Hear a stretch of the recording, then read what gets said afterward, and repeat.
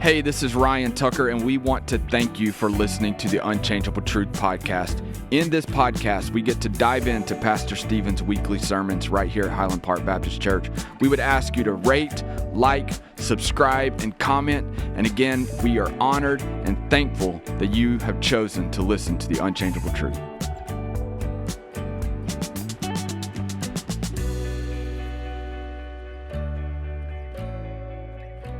What's up, everybody, and welcome to the Unchangeable Truth podcast. And this is our post-Easter podcast. We just had Easter service yesterday. It was a good day. How's your voice? My voice is good. I'm fortunate. I'm blessed. I have never had to deal with really a lot of voice issues, but I was taught early in ministry you drowned your vocal cords. So I drink a lot of water. And then all Sunday afternoon, sweat it out, huh? Well, I'm not sweating it out, but I'm getting it out all Sunday afternoon. I'm making a lot of trips to the restroom. And it's crazy as much water as I drink, and I don't know. I don't have to go to the restroom in between services. I don't know. I'm just a freak of nature, my friend. But we're doing this early. We are. The big high holy day of Easter, and then the sun just came up. We're here early on a Monday morning because of some other scheduling issues with the church, and then Journey, his day job every now and then requires him to have to work. So we come into the studio early because we knew we had some listeners that really wanted to get it a little bit early this week. So that's right. Yeah, it was good. It was a great day yesterday. A lot of folks between here and our Windmark Beach campus, and I'm just gonna throw out. I'll throw out a number and just understand when we're talking numbers like this, it can give or take a couple hundred one way or the other. But based on what I know at Windmark and here, and with all the things that were happening here with children's ministry and everything else, I think easily 6,000. So. I know you're our number guy in the service, and I'll be curious to see when we get all those in. At the end of the day, 6,000, 5,000, 10,000. I mean, it's not that, quote, big of a deal. That's not really what motivates us. The reason why we count folks is we try to help us with our planning. Yeah. The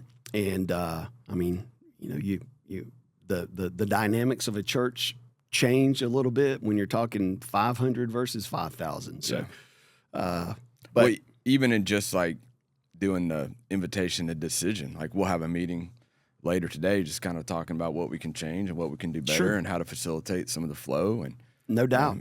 I thought it was hilarious though, because seriously, I've got mentors that kind of speak into my life a little bit. And I really had talked to them about, okay, what do we do here? We know we've got to have 3 Easter services. And the reality is we could have had 4.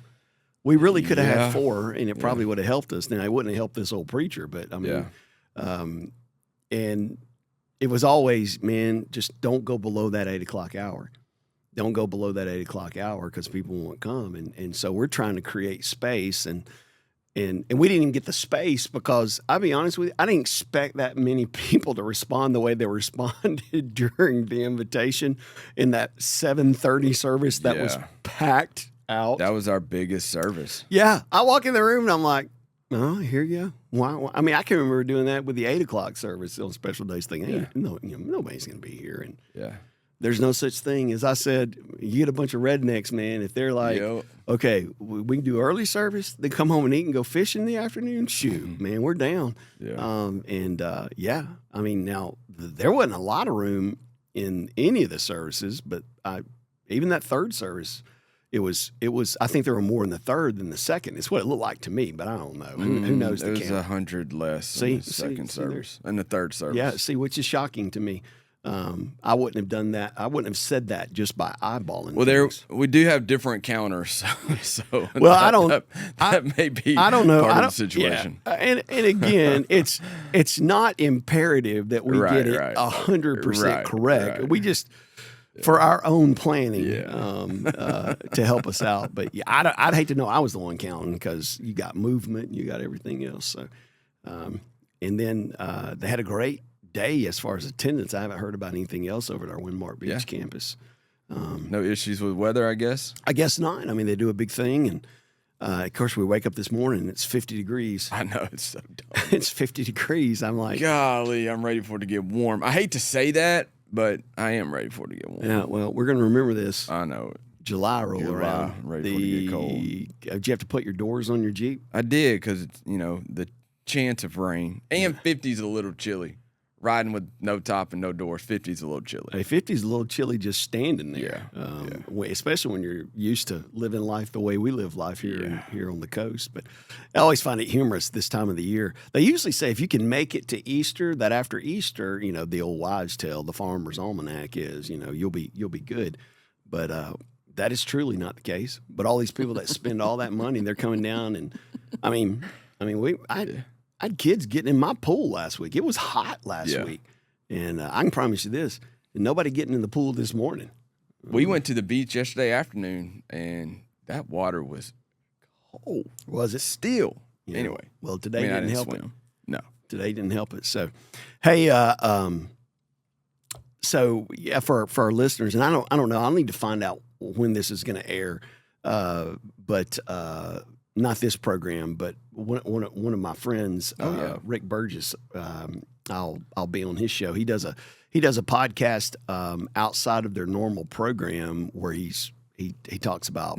Now you're saying it kind of lightly. This is the Rick and Bubba show. Well, it's not Bubba. Bubba's there not. Bubba's not there anymore. It was formerly the Rick and Bubba show. Right. And I've been there before. In years ago, and Rick's been here and spoke a few times, and a good guy and stuff. But so he does a podcast separate from the Rick Burgess show, where he talks about spiritual things. And right now they're talking about angels. Mm.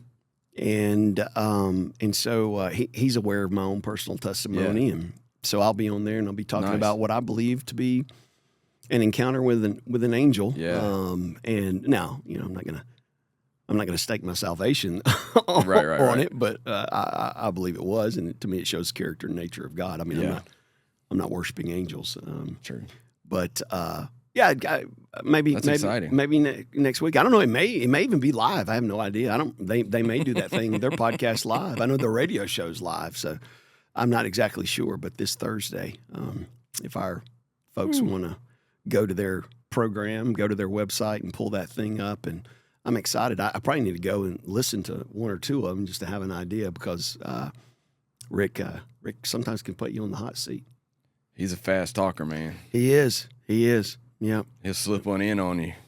Yeah. I got to answer that question. Well, yeah, I heard my wife say one time, did you ever dream that the day would come where, you would make a living by talking about nothing? And in a way that only my wife could ask that, and his eyes got real big, and I'm like, well, you do talk a lot about nothing. Yeah. He goes, well, yeah, that's true.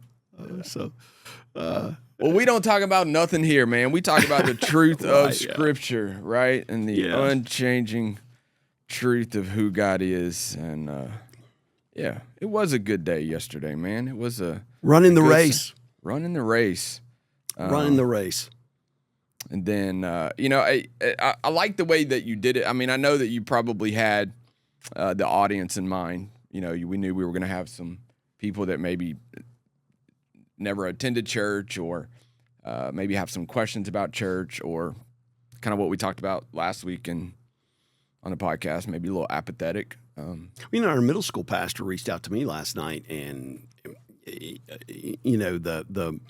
machine of a big of doing everything that we do on a big day like an Easter. Honestly, once I get in it, there's a lot of things I don't get to see, I don't get to be a part of, and anyway, but he texted me last night and just said, "Hey, man, just want you to know, there were a lot of people that I'm aware of from the community that were there that were lost. So, man, I just want to, tell you thank you for just being so clear when it comes to the gospel." And so, and I do. I tend to look at it that way. I know that there are folks out there that would sit there and say the church doesn't exist for the lost, and the church, You'll never get this evangelist heart to disagree Yeah. or to agree with a comment like that. Yeah. I don't think it has to be either or. Right. I think it can be both and. You know, one of the things that I challenge our people and I challenge myself, may I never get over the awe and wonder of the fact that he saved me. Yeah. May I never get to the Yeah. point where that's just kind of second nature. And again, as this old farmer, I think I've shared this before, that I heard pray years and years ago in a little bitty country church, Lord, help us to remember what it was like to be lost. Yeah. So that's kind of who we are. Yeah. And, you were able to kind of talk about some of the cultural things that maybe people view the church, or even some of the things that, different conversations that you've had in the church that are kind of pulling away from the gospel. But, you were talking clearly about sin and the cross and the resurrection and celebrating what Jesus has done. And, on the third service, I was sitting there, and there's somebody in our family that, I say our family, my wife and I, that we have been kind of talking to, and they were here, and, their son has been saved for a couple of months. Their daughter just came for the first time last week, and so he's sitting up there, and like we were talking back and forth and just praying that he would be one of those ones that came forward. But I mean, he wasn't at the moment, but we know that the Lord is working, because he told us he would never set foot in our church, and now he's come for several times. So I mean, in our church, well, clearly, I guess that was because of you, huh? Probably, yeah. So- I probably said something, but just added to the list of people. But That's funny. and he came, and Yeah, sure. he's been several times, Yeah. and the thing that I appreciate is kind of like what Ty was talking about yesterday, like the clear message of the unashamed gospel went forth, and Well, it why- was just why do anything else? I know, Why? absolutely. Ooh, hey, let me get creative. This is the 16th Easter that I've preached here at this church. Let me Yeah. get really creative. And you follow Paul, arguably the greatest missionary the church Yeah. has ever known. And I mean, to me, you can make an argument for some other people, but anyway, Paul, he did the same thing. Yeah. He would roll into a town. He'd go to a synagogue, because those were the ones that knew him, because that's how he did life as a Jew. And he would go in there, and he just, hey, look, let me tell you, he is the Lord. He is the Messiah. We had it Yeah. wrong. Here's what he has done for me. And then they'd kick him out and try to stone him to death. And, Yeah. but his strategy didn't change. He didn't say, Yeah. man, I got to come up with something different. Yeah. And so to me, we'll never go wrong. If we're going to err, let's err on the side of being too gospel focused. Well, and I was reading something the other day, just kind of going through a lot of different scriptures over the last several weeks, and Jesus is talking to his disciples, and he was telling them to, and I've been looking at what Jesus tells his disciples to pray. I know we have the model prayer.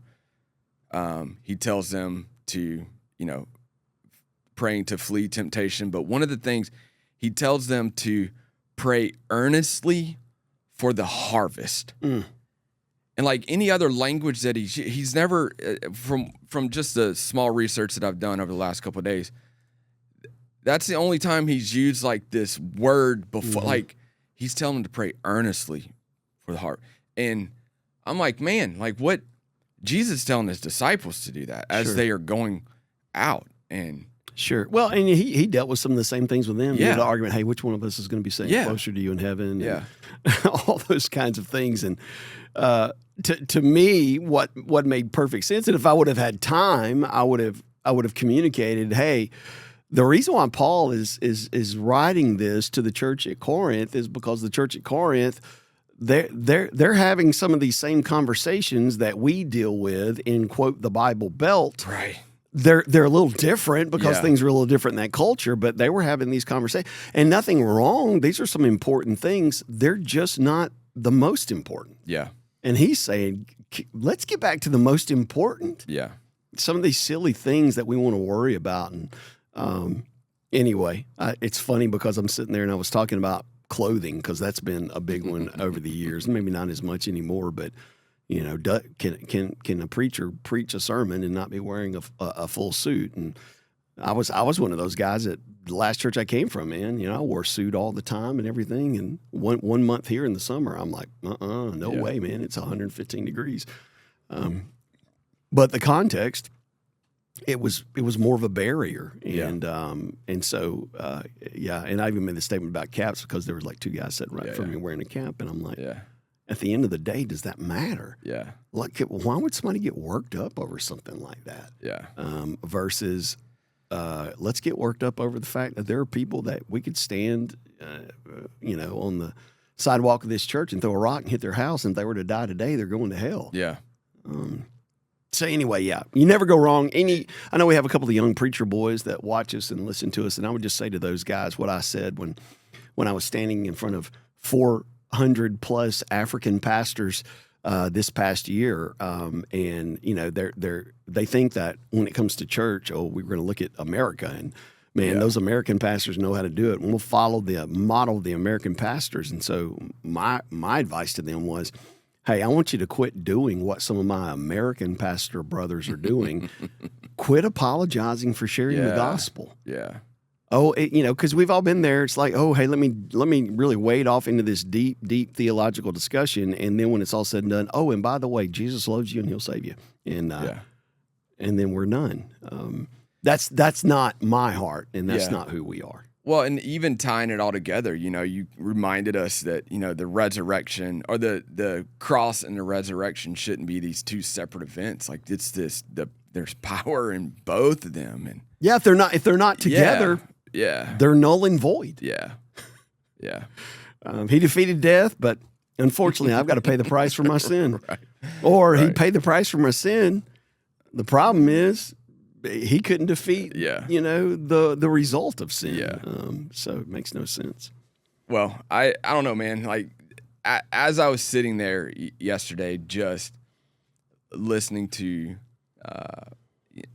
again, just this gospel message, like my heart was, kind of praying for the people. And I know that we had people that had prayed over the room beforehand, but even in that moment, and I think that's just one of the beautiful things of the gospel. Like, it's more than just a moment. Like, it causes for believers, like it should cause us to have some urgency to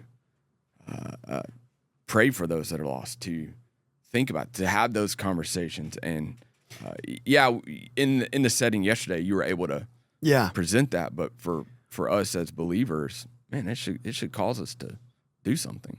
Well, and it's a little weird, the culture that we live in. First of all, that we would make a statement that somebody is broken. There are some folks that would take high offense to that. Mm-hmm. Who are you to say whether somebody is broken or? We talk about individualism a lot within our culture, and man, there's no right or wrong. That's just who they are, and that's just how they live, and that's what they've embraced. And so even those that will make that little journey with you to where they would agree and say, okay, we would agree that you can be broken. There are things that that are not right within your life, but I can fix that. I just got to try harder. That's when we talked about the whole self-help thing and all the money that's being made out there on things that are written. Here's how you can fix this. Here's how you can fix that. And please hear me. I'm not discounting those things. I'm saying that anything outside of a surrenderance to Jesus Christ and a love for Him and the power of the Holy Spirit working in our lives, it may bring a little bit of relief and a little bit of solution, but it's not going to bring what is going to be lasting. And so how do you come to the point where? Because again, I'm not saying that you say, oh well, you know what, you just pray about it and you don't have to do anything, just pray. No, I mean, to me, real faith brings action. Yeah. Real faith brings action, but the faith and the object of our faith is what is so key. My faith is in Jesus. Jesus, I've tried to change myself. I can't change myself. It is only through my surrendering to you on a daily basis and being obedient to you that a change is going to occur. Now, it's kind of like the old prayer for revival. The prayer is, hey, Lord, I'm gonna work as hard as I can here on earth, as though everything depends upon me, but I'm going to pray down the blessings of heaven because everything ultimately depends upon you. Not in opposition, but in the right order. And so that to me, that was the kind of the approach that I wanted to take. Let's talk about things that we really think are important to talk about. And I purposefully, hey, let's talk about those spiritual things. I mean, I didn't talk about some of the silly things that we deal with because we would have been here all day just talking about those things. So I put it in the spiritual arena, just within my world. And ultimately, no, here's the most important. I'm curious as I was developing the sermon, just thinking, I'm curious how many times that we want to, when it comes to someone lost, we want to press upon them our theological issue instead of taking them to the gospel. Hey, I'm going to win them over on the debate of the traditional versus contemporary church, in which I don't even like that terminology because that's going to change from individual to individual. And it's funny, we had a message on our phone system here over the weekend, and I can get those emailed to me. I mean, I don't answer the phone or anything like that, but I don't know how I got put on the list when the offices were having to be closed for something, and I can't remember. It was during the holidays because between Christmas and New Year's, we'll shut down the church offices, and I just wanted to make sure that something wasn't just missed. Yeah. And so anything that is outside of normal hours that I will get an email and I can listen to that. I mean, 99% of them I don't listen to because we've got people on staff that can handle that much better than I can. And they know kind of the directions to point them to. But I did listen to one, and this is after the sermon was even written. And it was a precious lady. And hey, I'm new to the area and looking for a church. And one of the most important things to me is I want a church that sings the good old-fashioned hymns. And the exact wording was, and I'm talking about like those hymns from the 1900s, and not these liberal songs that started like in the 90s. Wow. And again, very, very, very sweet in the conversation very sweet in the message that was left. And hey, and if you are that church, and maybe somebody could call me back, then I could possibly be there in your services on a Sunday. And there's nothing wrong with having an opinion when it comes to that. I always find it interesting that I'll have a deal breaker when it comes to what kind of church I'm going to attend. What's the deal breaker? Number one, are they true to the gospel? Is that at the forefront of everything that they do? And are they true when it comes to the unchangeable truth of the Word of God? Yeah.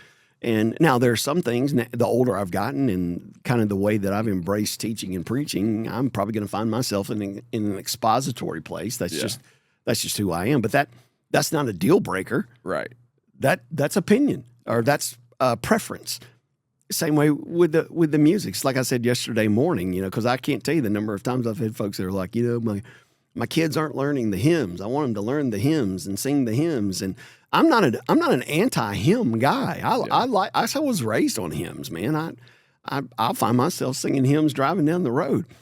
But it's like I said yesterday morning in the service. Well, my prayer's always been that my kids would love Jesus. Yeah.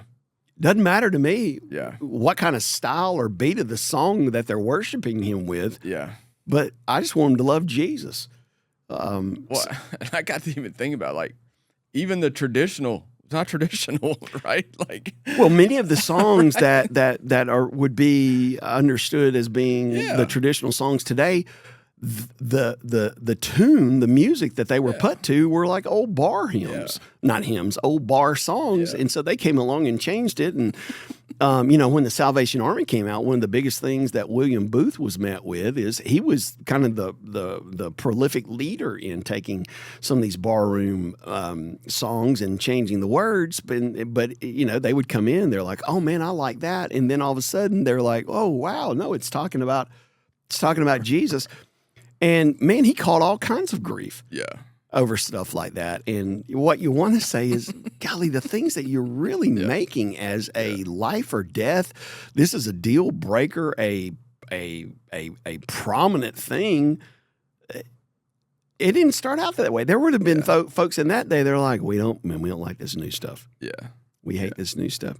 And I would love to know whether the sweet lady came to our services yesterday, because I can promise you she would not have been happy. But I'm telling you, man, goodness, that last song was chaotic, man. Oh my goodness, it's a good song. It's just chaotic. I don't know how they stayed on beat because the tempo was weird. Like, but it was good. I mean, like you said, theologically strong. Oh, well, gospel focused like crazy, and I'd not heard it until yesterday morning, but then I heard it three straight times. I like it. Yeah, and I would even in that third service, I'm sitting there, and she comes to the end, and she you think it's over, and everybody starts clapping and stuff, and I turn to Patrick, I'm like, she got him again, and then she'd come in there, and he's coming back again, and whew, son, and let's just sing about Jesus, and whether you got a banjo or you've got spoons or you've got you're beatboxing with your own mouth. Journey's going to beatbox and spoons next week. Nice. At the same time. That'd be great. I want to kind of close out with one of the statements that you made, and I thought it was pretty fantastic for all of us just to remember, even for those that are lost. You said the same power, the same supernatural, God-saturated power that raised Jesus from the dead is now at work in those who believe. And man, it's just a beautiful reminder of the power of who God is and what he's doing and how he works and the opportunities that he grants us through his son Jesus, man. Just a great. That's pretty amazing. And that was that text from Ephesians, Ephesians chapter 1, and really an unreal promise that he makes there.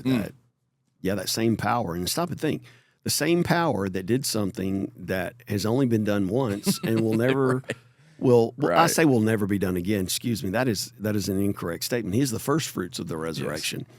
But it has only been done once, and that is he died, he rose again, never to taste death again. That same power is available to all who will believe and come to him. And he wants to do something so powerful and great in your life that it's not going to be contained to this earth. Yeah. It's pretty amazing. So that's the reason why we sing praise to him and not praise to ourselves, right? Yeah. Well, it was a good day, man. Thank you for, as always, being obedient to the gospel, pointing us to the truth of Jesus, and it's a privilege to be on staff here, man. Anyway, thank you for your time, and we thank you for watching and listening right here on the Unchangeable Truth Podcast.